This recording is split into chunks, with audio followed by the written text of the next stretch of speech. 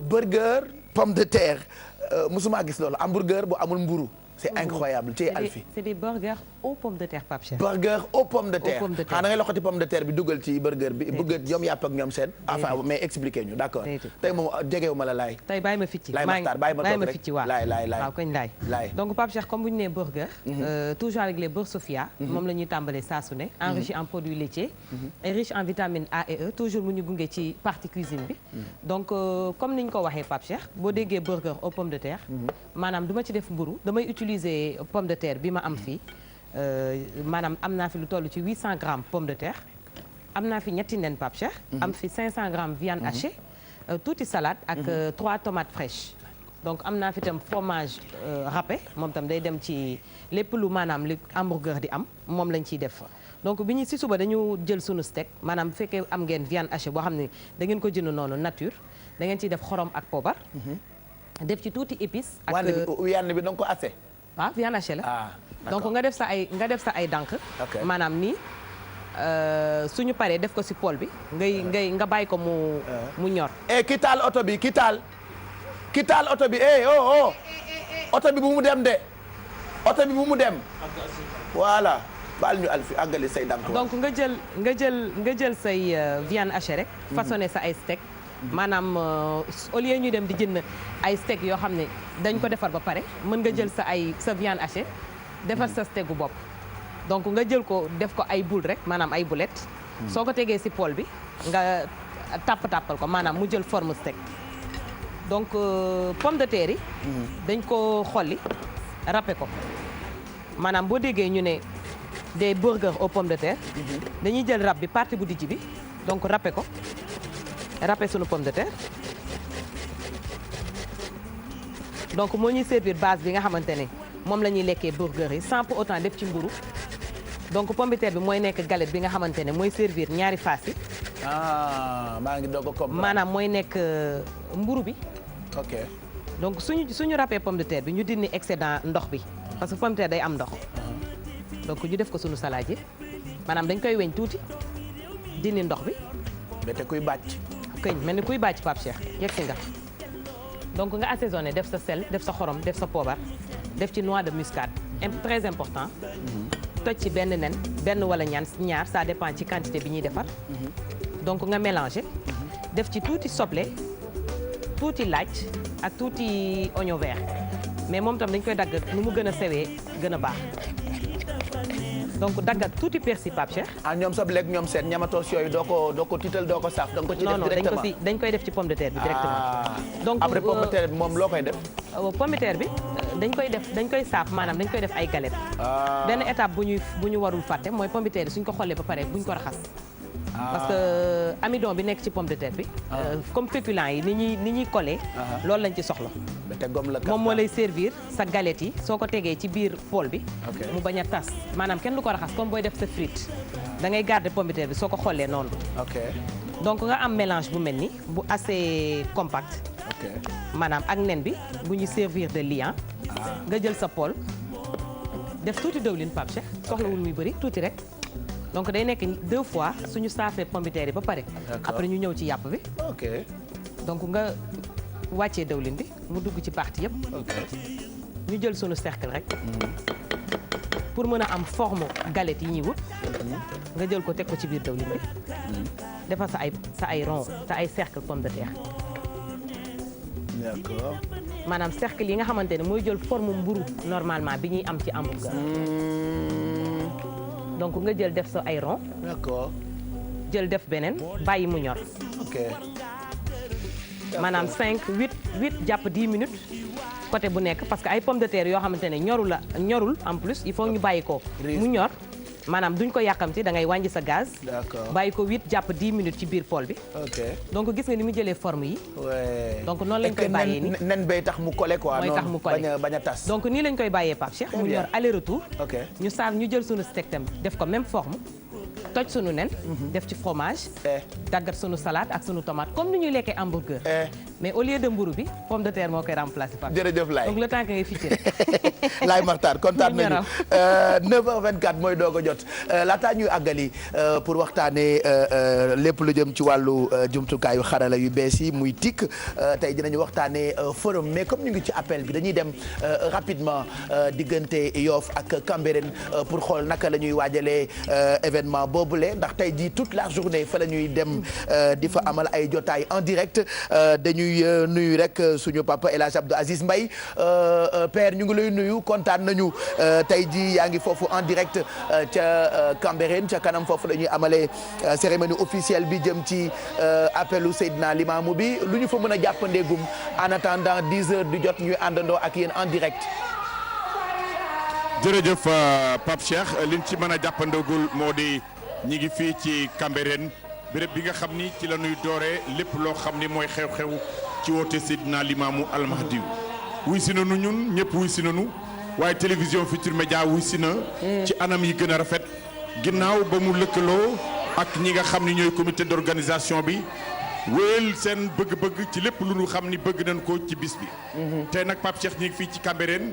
ci béréb bi nga xam ni fi lan de Seydina Issa Rouhou Laye ak ki nga xam ni mooy Seydina Ousseynou Laye li fi am tey mooy El Hadj Seydina Issa Laye Thiaw muy taawu xalifa bi sëñ Ablaye Thiaw Laye yàlla na yàlla yokk fanam wéral ay cëram leer Laye yëkkati kàddu bu nu paree Mamadou Lamine Laye di rakk ci xalif bi dina fi yëkkati ay kaddu waaye sunu kaddu yu njëkk Pape Cheikh bala ñu lay bàyyi mooy nuyu ak ziar di ndokkeel Seydina Ablaye Thiaw Laye xalif général des Layènes xalifa bi ci li nga xam ni moom la fekke ci wote maamam bu mag boobule di nuyu képp koo xam ni julit nga nekk ci réew mi waaye di nuyu képp koo xam ni Layène nga tey ci bis bu mag bi ma lay wax rek ni télévision bi bu nu jógee tey fii ci ngoon dina dem ci xuntu mi foofu ci ginnaaw télévision bi dinañ jëwit fi nga xam ni suba mooy Yoff Layène fi nga xam ni fa la cérémonie officielle bi di am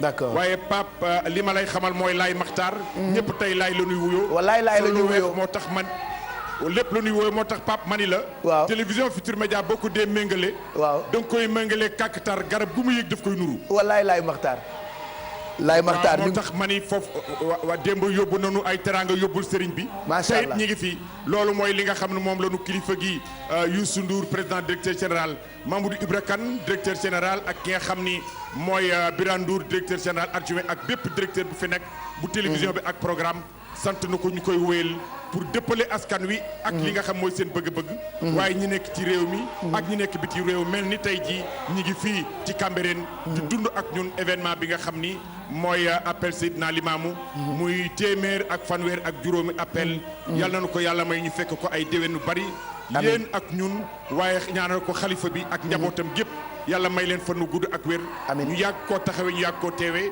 yàlla bu mu nekk suñu mujjeelu appel ñun ak xalifa bi ak mbooloo ak njaboot gépp Pape daal foofu lañ toll woon tey ci préparation ñun équipe baa ngi fi boo paree yeewu leen ñu ñëw en direct léegi ba événement bi jeex ñu topp leen dul leen bàyyi Pape Cheikh incha allah jërëjëf papa El Hadj Abdou Aziz Mbaye sax laay lay wuyoo tey jii ci appel boobu la nga xamee ni fi mu toll tembe suñu équipe yaa ngi foofu ca Cambérène ñu ngi lay gërëm bu baax ndax bu 10 heures jotee pile yow la ñuy àndal en direct bu ko defee ñu jukki lépp loo xamee ni jëm na ci wàllu programme ak thème ren bi ak képp kuy laayee nag suñu mbokk julli ci nga xamante ni fi mu toll tembe ña nga daw wutali foofee di Cambérène nag fi mu toll tembe bu ñu fa jógee suba ñongo Yoff ak yeneen i diwaan yoo xamante ni xarit yaa nga fa donc yaaram moo woote woon aji boo daay laahi télévision Futurs Médias nag comme ni ñu koy defee ci ay événement ni El Hadj Abdoul Aziz Mbaye wax léegi rek ni mën nañu koo méngale kàkkatar fu nu dem rek bokk fa ndax loolee tax ma naan amuñu sens interdit ci bépp diwaan on en profite d'ailleurs ak Mado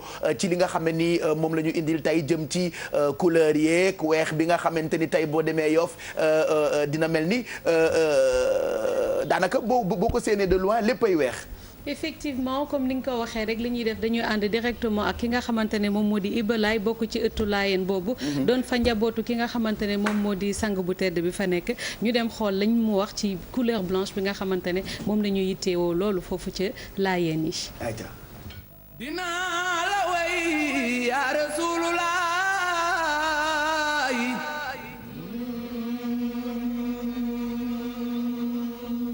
dinaa la kañ yaa Rasulullah.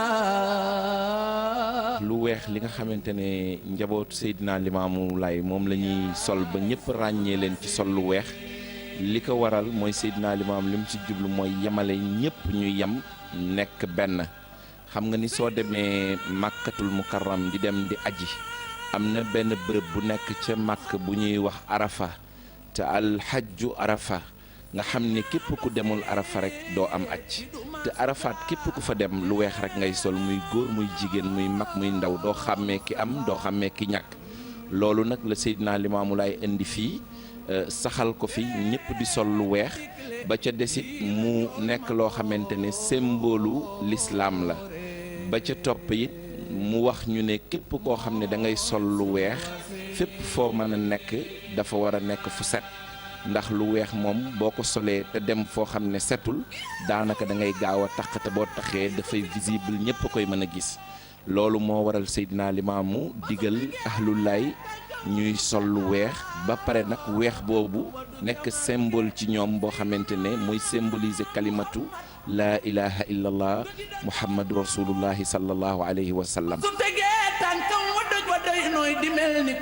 coton tànkam wa di ca marqué ku weddi lii may wax demal xuntama ca ngor di nga gis tànku xayru xalxila. booy sol lu weex da ngay dem ba sa xol yàlla daf koy weexal comme weex bi nga xamante ne moom nga tàmm di sol te wax nañ ne aljana yëre yi nga xamante ne moom lañ fay sol lépp couleur bu weex la kon Seydina Limaamu comme yàlla moo ko yónni mu jox ko mbootu laa ilaha illallah boole waale ko ak mbootu sol lu weex mu indi ko ci jamono njabootam yépp di ko sol nga xam ni boo ñëwee jàmmalaay doo xàmmee ki am ak ki ñàkk doo xàmmee sëriñ bi ak taalibe bi ñépp dañuy bokk rek maase sol ci lu weex ki am ak ki ñàkk yépp kenn du leen xàmmee nga xam ne loolu dafa tax société Laayeen nekk société bu équilibré kenn du xeeb kenn ñépp bokk ndey bokk baay ki am ak ki ñàkk daal boo ñëwee ci seen biir doo leen mën a ràññee. borom barrière wurus bi ci saw bi yàlla ko tànn jox ko njub walaaye. mu ngoog loolu moo sabab couleur weex bi weex bi nga xamante ni ñëpp a koy solondoo ci bisu appel bi. waaw Pape Cheikh rek mooy comme ni nga ko waxee maanaam daal blanc bu ñu ko mënee tënk rek mun nañ ko tënk ci li nga xamante ne moom moo di pureté innocence virginité ba mu lay fàttali nga xamante ne moom moo di mariage ba tax na lépp loo xamante ne daal moo di weex day représenter ay valeurs yoo xamante ne ay valeurs yu positif la ci ki nga xamante ne moom moo di nit ki équilibre aussi da koy jox ak surtout innocence bi ma waxoon maanaam weex daal Pape Cheikh dinañu rappeler li nga xamante ne aussi moom moo di calme lenn loo xamante ne dafay teg et qui rime beaucoup avec la paix et la sérénité ba pare day joxe li nga xamante ne moom moo di lumière et surtout ñun jamono bi ñu nekk aussi li nga xamante ne moom moo di tàngaay dinañu procurer bu baax li nga xamante ne daal voilà li nga xamante ne moom moo di fraîcheur kon daal ci tënk lii nañ leen indiloon tey xam naa di leen di joxaat daje demain incha allah ci beneen rubrique waxtaan merci beaucoup Mado donc Blangook ak tey appel beeg li nga ci gëstoo ñu ci gërëm bu baax tonton Ibalaay waaw Ibalaay Laay Maxtaar ak sunu xarit yooyu nga xamante ni ña nga Cambérène ci waxtu bi ñu jàll ci TIC ak Merry Beye Diouf Laay ñun ñëpp Laay la ñu wuyoo tey Merry ñu ñëwaat tey ci forum. waaw mardi bi ñu jàlloon on avait commencé un sujet sur les commentaires dans les forums c'est-à-dire les sites internet et tout on avait commencé une partie de la discussion et on avait parlé d'une loi donc aujourd'hui j'ai préféré inviter un spécialiste on va dire de la question pour que mu gën ñu mën a wax ci affaire loi bi ak aussi affaire commentaires yi parce que tey suñu invité c'est un patron de presse c'est Ibrahima Lissa Ndiaye Lissa Faye excuse-moi gis nga Ndiaye bi nga doon wax sànq donc Ibrahima Lissa Faye bi nga bañoon tudd rek ndax Diouf bi xam naa la gis nga donc c'est le patron d'un groupe de presse qui s'appelle Presse Afrique et je vais le laisser se présenter un peu son groupe de presse avant de passer au sujet du jour. Donc, je vous remercie et je remercie également toute l'équipe de Yeewu Leen et aussi passe mes salutations aux téléspectateurs de la TFM. Bon, moi je suis Ibrahima Lissa Faye, je suis directeur de publication de Presse Afrique et président de l'association des éditeurs et professionnels de la presse en d'accord ligne. dañu koy def nag ci wolof pour ñëpp mën a comprendre ndax kii boo ko toppee day culbité moom xel mi neexatul léegi donc Ibrahima Lissa Faye journaliste patron de presse ba noppi nga jiite kuréel ban Appel. ñoom dañuy def appelu Seydina Limamou bi wala appel aux journalistes c'est quoi exactement En fait dañuy jéem a maanaam fexe ba nga xam ne ñi ngi nekk ci presse en ligne bi nga xam te ne dafa nekk loo xam ne lu yees la ñu professionnaliser ko promouvoir ko d'accord et ci loolu la ñuy yëngu daal d'accord waaw léegi en fait comme tu t'es présenté merci ma wax olof léegi dama bëggoon ñu gën a wax ci article 19 bi nga xam ne c'est des lois relatives à internet parce que ñu bëri dañu foog ne que ne ici au Sénégal internet y a pas enfin le code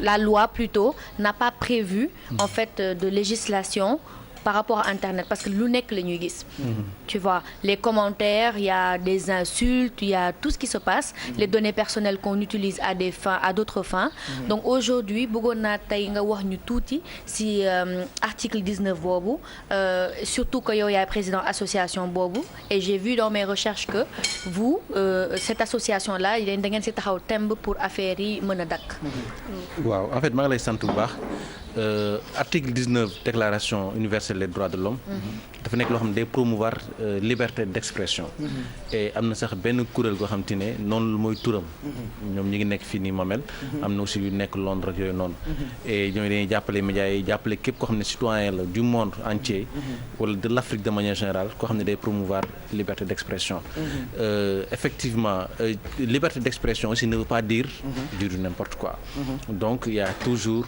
affaire ay loi yoo xam te ne dañ ko def pour encadrer mbir mi pour nit ñi bañ a xaabaabal bañ a daal yekk def yoo xam te ne maanaam yenn wul maanaam ba tax na en fait fii suñum réew en 2008 janvier 2008 am na ñeenti loi yoo xam te ne jëloon nañ ko pour mën a encadrer lépp lu nga xam te ne mooy activité numérique ndaxte boo xoolee am na benn loi bu ñuy wax société la loi sur la société de l'information loi boobu noonu dafa ëmb lépp loo xam te ne rek activité numérique la mooy loi d'orientation bi li ñu koy wax LOSI am benn loi boo xam te ne sur les données à caractère personnel et loi boobu noonu pour ñu mënoon ko doxal dëgg il fallait ñu teg en place benn commission de protection des données personnelles d'ailleurs commission boobu noonu sax tey dafay organiser benn forum bu mag au niveau de boo dajalee képp kuréel yoo xam te ne ci Afrique mi ngi def loolu noonu fii nii ci soriwul dara am aussi beneen kii boo xam te ne mooy la loi sur la cybercriminalité loi boobu nag mu ëpp li ñuy def parce que loi boobu noonu chaque jour léegi si nit ñi dañuy sàcc clé USB di sàcc ay ordinateur jàmbur di def yu bon ci biir internet boobu tax na loi boobu moo ëpp li ñuy doxal ci ñeenti loi yooyu ñu defar am na aussi beneen loi yoo xam te ne moo ñu concerné mu ëpp lu ñu concerné ñun mooy la loi sur les transactions électroniques et loolu noonu dafa wax ci maanaam métier mu tas xibaar ci biir internet c'est vrai génnewul lépp mais am na ci loo xam te ne lu leer la wax ci kii bi ba nga xam te ne maanaam site boo créé war nañu mën a xam ki ko moom war na mën a am aussi numéro téléphone ki ko moom ba nga xam te ne maanaam bu ñu tuddee dara ci Pape Cheikh mu metti Pape Cheikh balaa nga xam te ne mu mën a tas réew mi wala maanaam ñëpp ñi ci mën a jot Pape Cheikh mën a woote ci saasi ñu dind ko ci saasi et bu ñu ko dindiwulee am na ay daan ñu war a mën a teg ci kaw ki nga xam ne mooy responsable li ci gën a soxal mooy thème bi ñu jàpp depuis mardi ba le passé jëm ci forum yi ndax surtout yow yaa jiite ñi nga xamee ne ñoo am ay ñi nekk ci presse en ligne bi bu ñu defee article bu article bi noppee dafa am lu tudd forum ku ne ñëw wax lu la neex alors ci wax lu la neex noonu biñ ci gën a seetlu mooy ku ne da nga ci wax lu ñaaw te souvent du mujj fenn alors yéen ci seen kuréel ndax jël ngeen ay matuwaay pour di saytu phénomène boobu. waaw xam nga Pape Cheikh loolu dafa nekk loo xam ne daf ñu gàllankoor lool. ba tax na fi nekk ku tudd internet rek dañuy yaakaar ne ci yu bon yi lay nekk di def. moo yàq ci presse bi moo ci léegi nit ñi dañ ko def arme de guerre en fait. xam nga ba moo tax ñu ne. koo ci mere sax léegi internet ngay dugg wax ko lu ñaaw. mais da ngay gis ci biir entreprise nii par exemple nii nit mere bijou day dem ci biir nen di wax lu ko neex. wax ko lu ko neex xam nga léegi nag nee loolu il faut mu deñ dina jafe. parce que fii Sénégal moom nit ñi ñu ngi noonu la ñoo maalawul mais bay ni ngi ciy bay suñu waar lépp lu ñu mën kii bi passé novembre bi passé def nañu benn projet sur la régulation projet boobu bi ñu ko defee état bi jàpp na ci francophonie ak ñu bëri jàpp nañ ci en tout cas ba ñu dem saytu ba teg en place maanaam benn charte éthique et déontologie li nga xam te ne aussi mooy projet de code de la presse nga xam te ne dañ ci waxoon affaire presse en ligne mais bëriwul woon. ñu saytuwaat ko yokkaat kii bi ba nga xam te ne fi mu nekk am na benn disposition bu ñu ci dugal boo xam te ne mooy article 160. article 160 boobu noonu léegi si ni képp koo xam ne éditeur de presse nga. tu as l'obligation maanaam ngay saytu commentaires yi. di ko comment dire di ko modérer. mais en parlant de modérer il paraît que am na site yoo xam ne ñoom ñooy fay sax ay nit pour ñuy def veille su ko defee bu ñu dugalee benn article ci Bijou Pape Cheikh wala Mado ñu dugg xas ko comme ça ñeneen nit ñi leen bëgg ñoo tontu comme ça mu nekk benn genre tontante ci biir site internet bi su ko defee mu gën am ay nombre de visites yoo xamante ne page bi da koy am ndax day yokk seen publicité. loolu laa doon jëm si parce que yaa ngi wax ne que y a des lois qu'on est en train de mettre en place am na ay chartes yoo xamante ne yéen a ngi koy teg mais est-ce qu'au fond tu penses que les patrons de presse en ligne dinañ ko appliquer parce qu'au fond j'ai l'impression que forum yooyu ak commentaires yooyu pour ñoom lay liggéeyal. xam nga en fait yaakaaruma ne benn patron de presse en ligne dina jël di fay ay nit pour ñuy ŋàññi nit wala ñuy wax ci nit du bon loolu xalaatuma ko wax dëgg fa yàlla li nga xam ci ne am na ba mooy que maanaam fii képp ko gis ak am na ay noonu. te nit ñi ngi ci biir internet bi xam nga léegi ak sa téléphone ak lépp yaa ngay connecté wu. te nit ki maanaam yàkkamti nañ gis ñu wax dara ci nit ba ñu teg ci moom ci daram lu ñaaw dina gis ñeneen ñoo xam te ne aussi dañuy wax ci moom lu rafet. xam nga c'est-à-dire société sénégalaise dañu war a yaraat wax dëgg fa yàlla li nga xam te ne am na ci commentaire yi loolu dañ koy ñaawlu. et lépp luñ ci mën pour xeex dinañ ko xeex. mais xanaa amul leen possibilité di dindi. mais bien sûr mais parce que je ne pense pas que presse en ligne bi seen objectif mooy nuire ay nit yu baax yu mel ni man. non je pense même pas. bu fekkee loolu mooy objectif bi garaawul mais bu fekkee seen objectif du loolu est-ce que yéen parce que je pense que am ngeen possibilité quand même. di dindi yenn yi. xam nga Pape Cheikh bu dul benn du ñaar da ngay gis ci commentaire ñu ne retiré pour abus. donc loolu noonu avant même ñu ci wax ju bëri yi sax dañ ko doon def. et tey jii nii la wàllu gën a aay. li am ba am. mooy que ne xam nga ni bu ñuy xeex pour teg ay charte teg ay kuréel en place. pour maanaam nit ñi mën ci jëfandikoo. aussi yooyu mu mën a dox. yenn yi mën a deñ. xam nga fi mu nekk nii. citoyen bu ci nekk xas yi bëri ak saaga yi la dindi. non loolu ma ne xam nga fi mu nekk nii xam nga li ñuy naan jurisprudence dafa am solo. jurisprudence lu am solo la. maanaam yow bu ñu yekkoon ci yow buñ la yekkoon gis nga bu ñu la yekkoon loo xam te ne maanaam loo xam ne neexu la.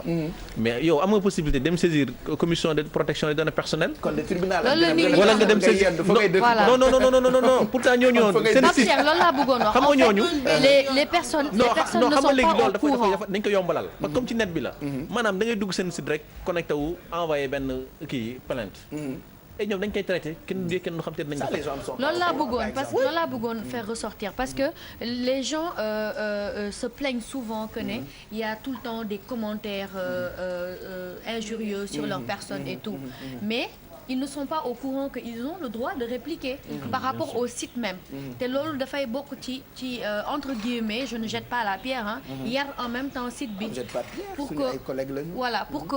pour que su ëllëg si biiree yenn commentaires yi yow nit nga bu ñu defee article sa proche dina la woo ne la gis naa article bi wala ñu screenshot benn commentaire ne la liiral li ñu wax donc il y a des choses yoo xamante ne c'est diffamatoire et il est important que les gens prennent conscience qu'ils ont des droits et qu'ils peuvent revendiquer ces droits-là. C'est surtout ça. D'accord. Exactement. D'accord. Où est-ce qu'il faut aller? Qu'est-ce qu'il faut faire pour les pour nit ñi seetaan? Mais justement par exemple boo gisee lu tax loi bi ne numéro ak adresse su site bi dafa war a nekk ci suuf ba nga xam ne ku bëgg a kii mën a kii ci saa si pour loolu la maanaam yow bu doon tiroon dañ la kii si Presse Afrique automatiquement da nga may bind wala nga woo ma man ba ñàkk sama numéro portable man personnel dafa nekk ci kiiw si ku am lu muy wax bu ma woo ci saa si directement dañ koy dindi te képp koo xam ne bind na article yaay responsable commentaire yi fa nekk ba nga xam te ne yow da ngay am possibilité dugg dindi je pensais que ki bind commentaire bi mooy nekk responsable li mu wax non support de liberté d'expression support bi d'abord mooy responsable d'abord premier responsable moom la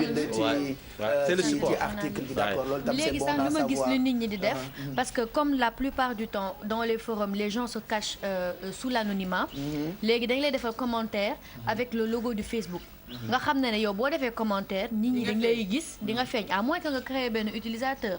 am na ñoo xamante ne tamit dañ lay laaj sa adresse mail. pour que nga yónnee ko pour au cas où ñu yónnee ko mais tout ça xam nga loo gis. si technologie am na faay. mën nga créer adresse fictive. dugal ko. tu vois mën nga créer compte fictif Facebook. dugal ko mais daal li gën a important. li ngay wax nii am lu gën a am solo encore am na xam nga kii bi internet. xarala yi dafa ni day gën a avancé sax saa su nekk. am na benn bu bees bu génn discus. loolu pour nga kii ci da ngay def sa login ak yow yëpp. di mën a di commenter ñu lay mën di xam nga. te loolu noonu rapidement da nga ko mën a kii c'est-à-dire fu nekk nii chaque jour day gën di bees. et lépp lu ñu mën a def ci lu ñaaw.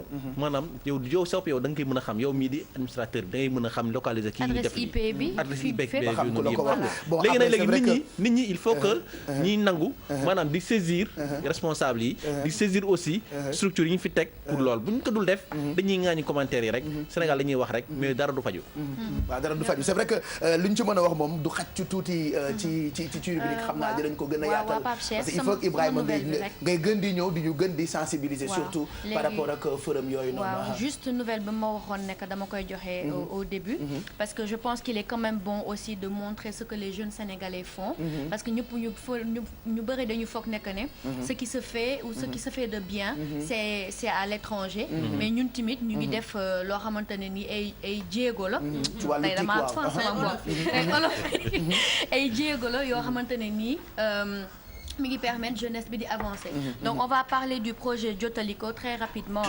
Alors c'est benn concours la GIST TECAI organisé par les États-Unis. Donc compétition bi il a reçu près de 800 candidats dans 74 pays différents. Et ils ont reçu 76 projets sélectionnés. Donc parmi les 76 projets sélectionnés, il y a le projet Jotaliko qui est le seul projet sélectionné de l'Afrique de l'Ouest francophone. Et Jotaliko, c'est un Sénégalais du nom de Mokhtar Cissé et son groupe.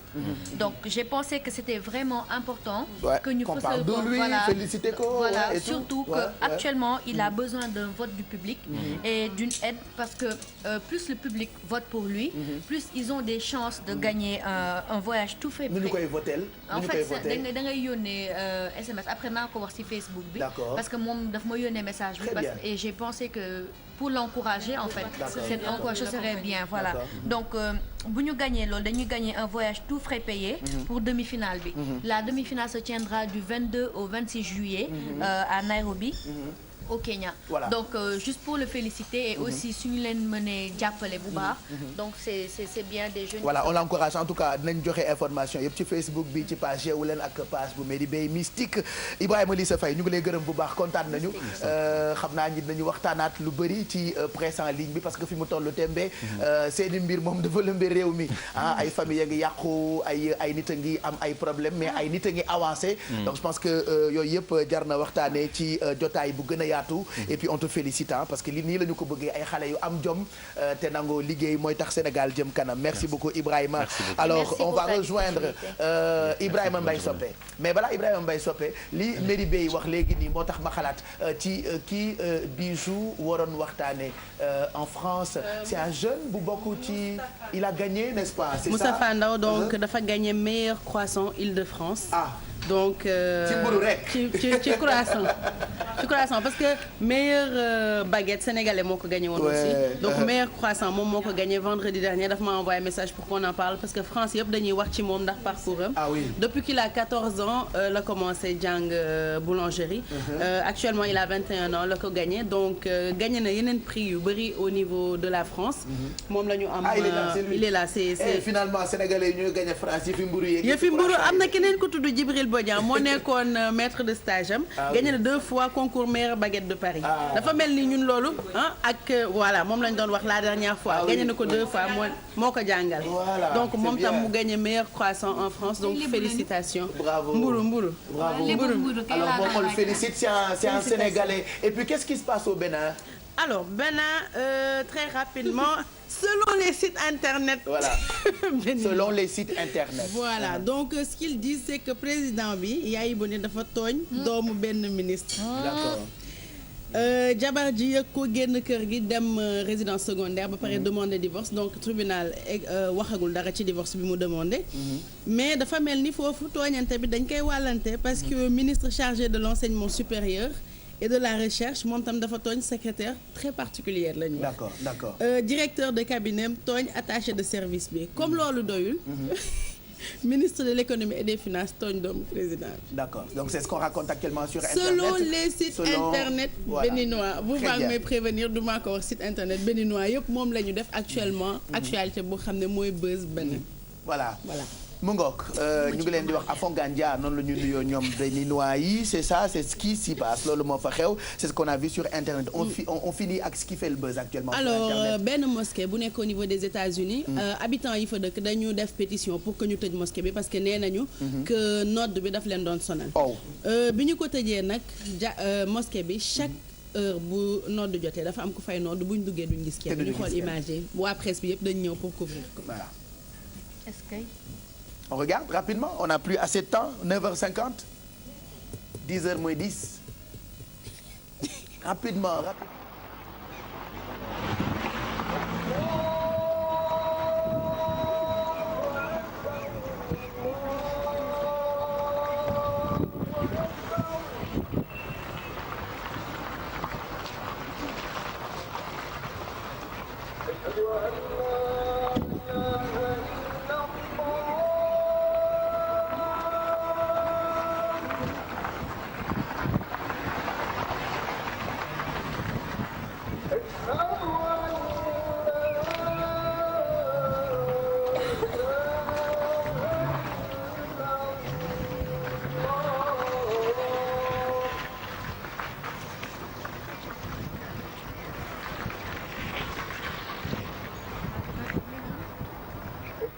voilà misaal la rek ñoom ñëpp a bàbbee ko dem di filmer parce que da leen jaaxal dañuy wax ni que yàlla mooy wane boppam fii et en parlant de yàlla buy wane boppam Charlie Hebdo depuis bi ñu defee caricature yooyu ba attentat bi am fa actuellement seen journalistes yi ñii ñoo ngi démissionné ñii di am loose moo mujjee ñii di laaj xaalis bi ñu leen joxoon pour soutenir leen loose actuellement moom moo bàyyi parce que nee na mënatul sax am inspiration pour dessiner te buy dessiner day mel ni ñi dee woon dañuy ñëw toog mu leen di xalaat lan lañ war a def ak lan lañ warul def. Même ce matin, deux journalistes ont annoncé leur démission. Encore bi ñu leen laajee lu tax ils ont dit pour convenance personnelle. ci tas lañ jëm. voilà yàlla wane boppam ba léegi. merci beaucoup Seyda Bijou Laye ñu ngi lay gërëm bu baax. ci yooyu di def buzz ci internet.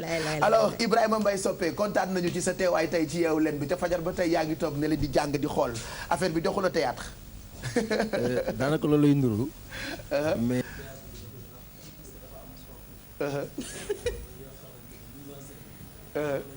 il faut être un bon réalisateur quoi. ak weex.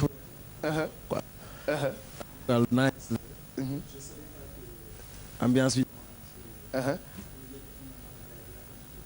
voilà alors kooba yi nekk ci ginnaaw comme ñoom lu leen neex def ñun lu ñu def mu doy waar ñoom ñu ne micro boobu doxul pour nga ñëw toog ci plateau bi xamuñu ni amatuñu sax place fii nii fu mu toogee pour ñëw wax ak ñun alors bu ñu demee nag ba déborder on nous fait arrêter leen émission bi ça je veux pas bu leen tax ma énervé waat en direct ah vous voulez que je m'énerve encore et que je quitte le plateau defalal sa bopp tey la appel bi vous voulez que je quitte nga ni tey su ma quitter plateau bi yow moom bu boo ñu desa suuti boo ñëwatee ñu takk la sa bureau jël buum bu rëy takk la foofu ba doo génnaat nañu defar micro bi donc très rapidement amuñu temps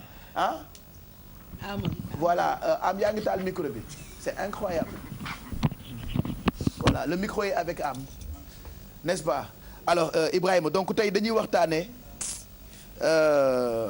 dañuy yàqal ndaanaan vraiment ak ni ñu demee woon bay waaj a jeexal ñu bëgg koo yàq quoi voilà donc dañuy waxtaan ci Keppaaru Maam festival boobu ndax mën nga ñu ci wax tuuti. waa ñëwal. lii leen ci théâtre la ko. mise en scène. mise en scène voilà. waaw salaamaaleykum Mado ma jigéen j'espère que ça fait plaisir. Mais Pape aussi c'est les aléas du direct. maa ngi koy comprendre aussi di rafetlu. c'est les aléas des techniciens qui dorment. mais ñu ngi nuyu ñëpp donc xam na waxtu wi xoj nañu. mais ce qu'il faut dire mooy on organise le festival Keppaaru Maam. qui aura lieu à Rufisque à partir du 22. le 23 et le 24.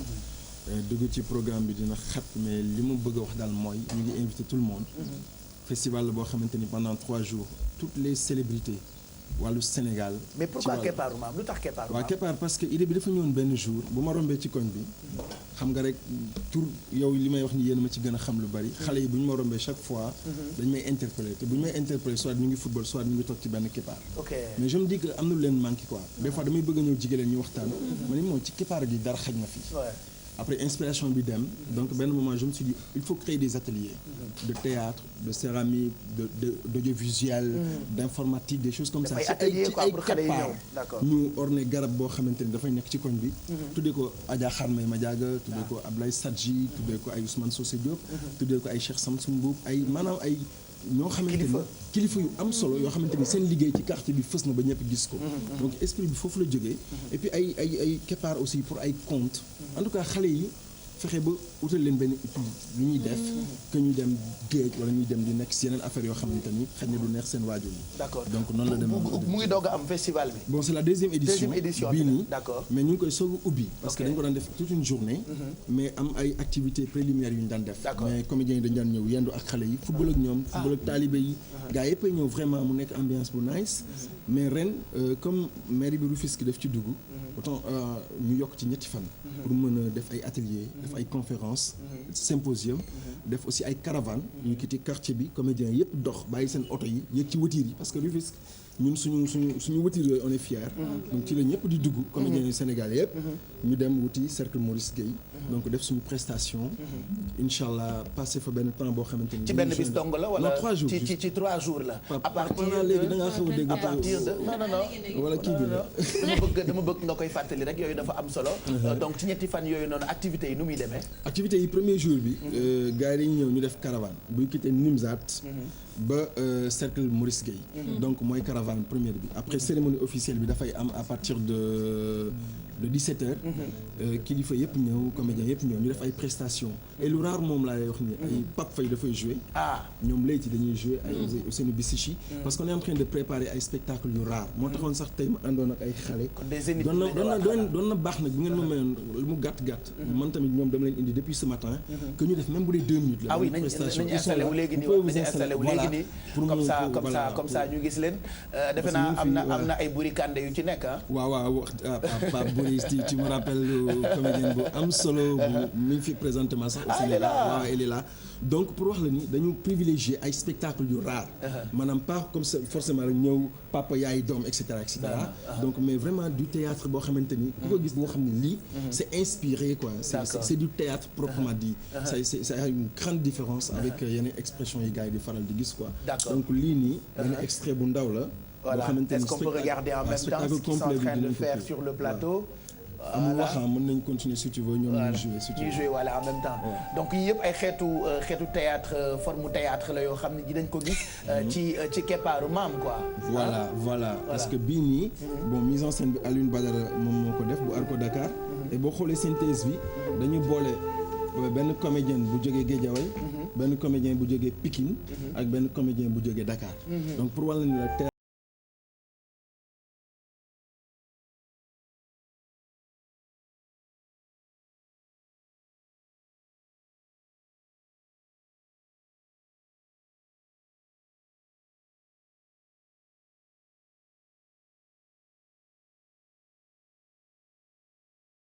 forme théâtre la boo xamante ni peut-être farataalu ñu di ko gis mais ay forme théâtre la yoo xamante ni actuellement ñu ngi def ravage ci àddina waaw gis nga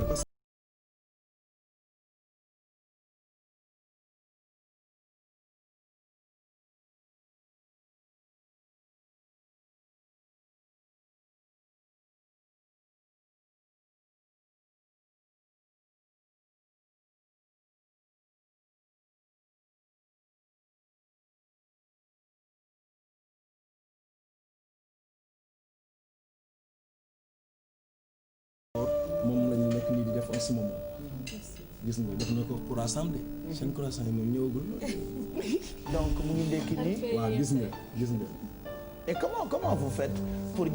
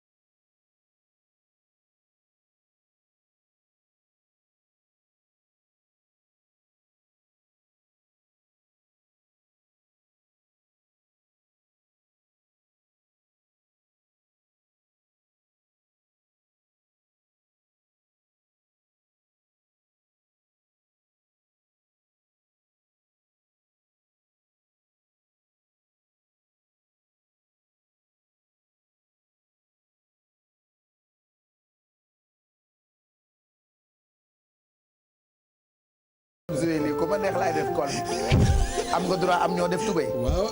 solle daw théâtre waaye seen parti bi sax dafa tombeeg yeewu leen bi jeex nag léegi pour yeewu leen bi jeex ñu jël yére yi def ko ci armoire nu mu ci valise mu koy defee.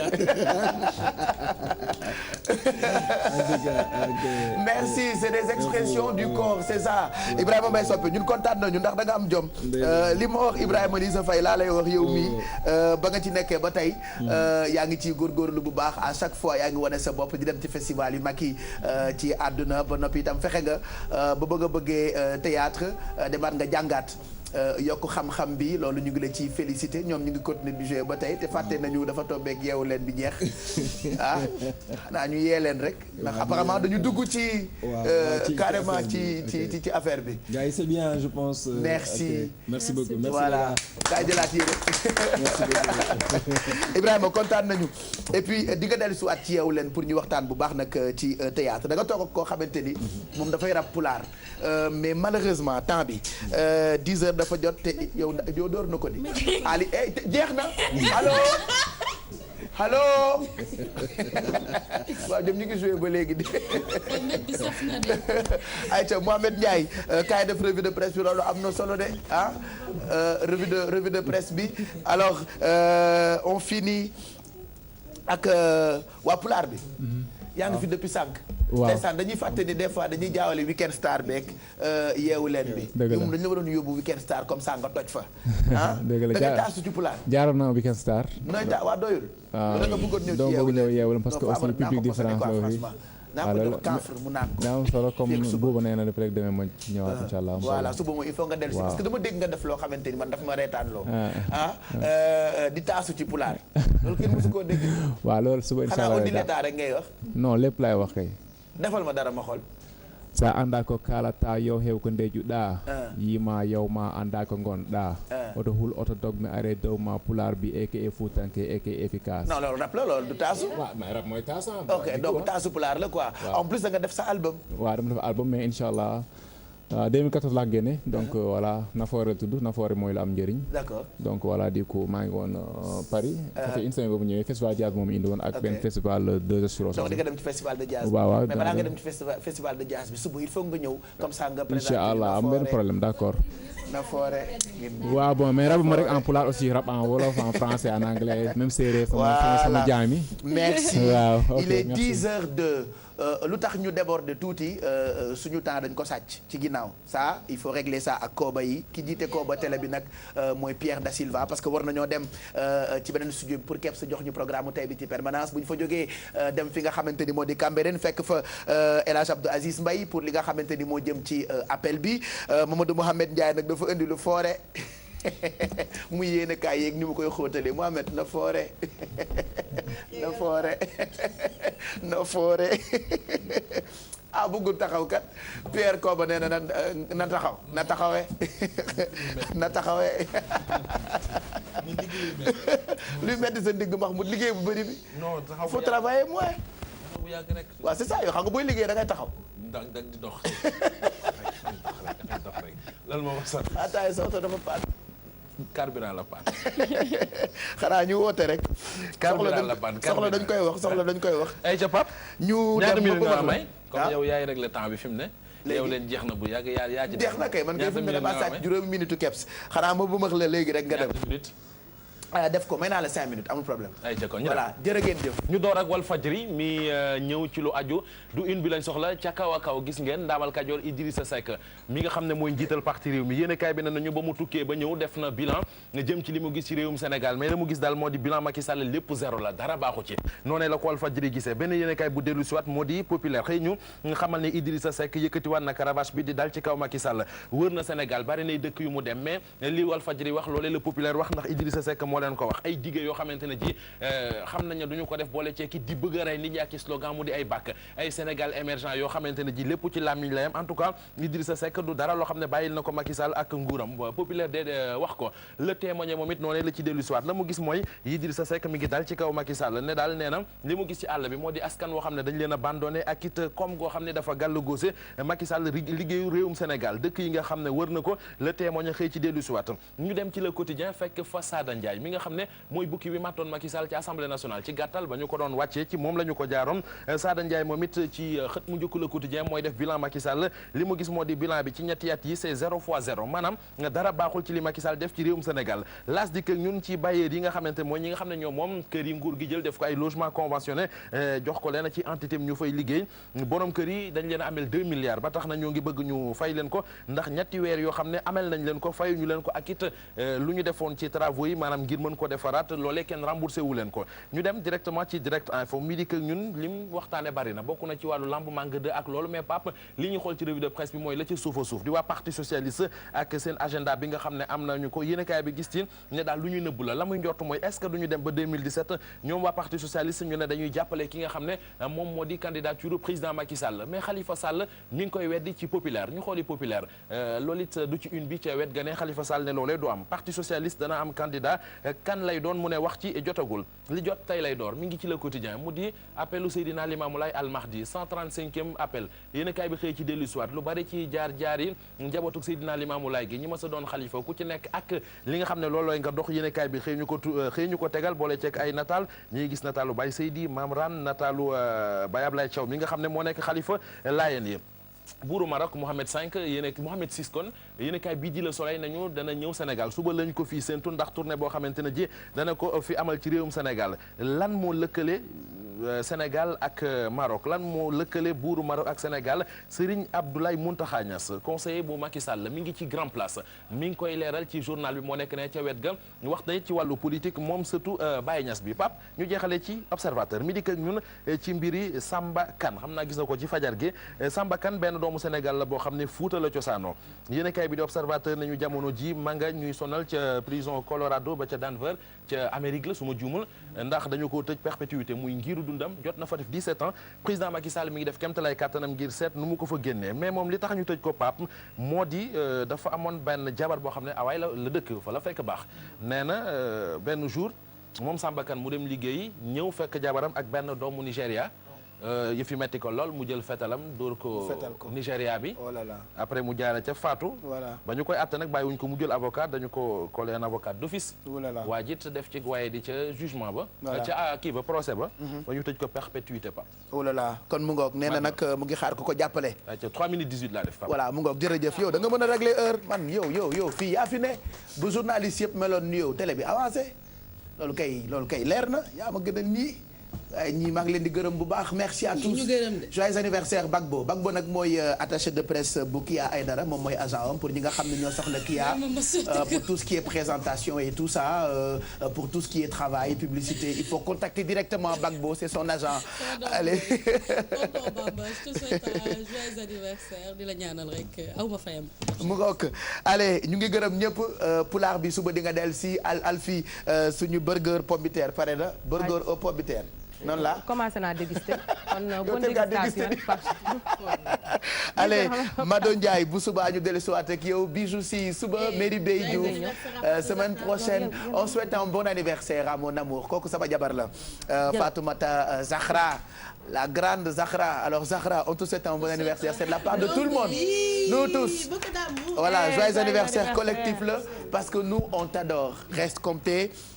mbow ngaa la xam naa ne tey reer bi moom kenn du ma fa jiitu na reere on vous laisse ak Kebs mu ñëw ci programme mu tey bi juste après ñu dem Cambérène fekk fa suñu papa Abdou Aziz Mbaye bu ko defee mu yendoog ñun tey jii ci appel Seydina Limamou képp koo xam ne rek da nga xëy di wuyoo laay ñu ngi lay ndokkeel ci bis bi di leen dig daje rek suba bu 6h45 jotee merci à toute l'équipe de production dirigée ce matin par Kobayi Pierre Da Silva bonne journée à tous.